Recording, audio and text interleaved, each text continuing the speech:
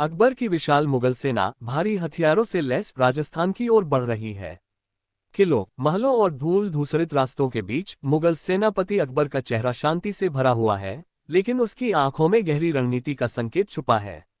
उसके आदेश पर सेना हल्दी घाटी की ओर मार्च करती है, लेकिन क्या अकबर को अपनी सेना की विशालता से यह आभास हुआ कि यह संघर्ष इतना आसान नहीं होगा?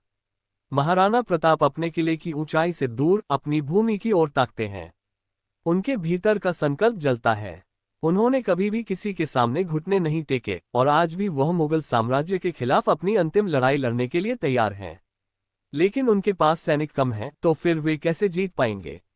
क्या उनका साहस और धरती के प्रति प्रेम उन्हें सफलता दिला पाएगा? युद्ध का शंखनाद होता है।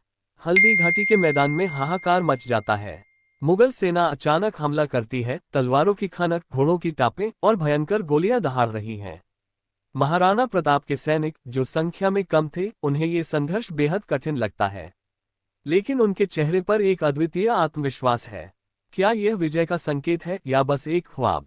महाराणा प्रताप अपने शेर जैसे घोड़े चैटिक पर सवार होकर युद्ध भूमि में अकेले मुगल सेना के बीच घुस जाते हैं।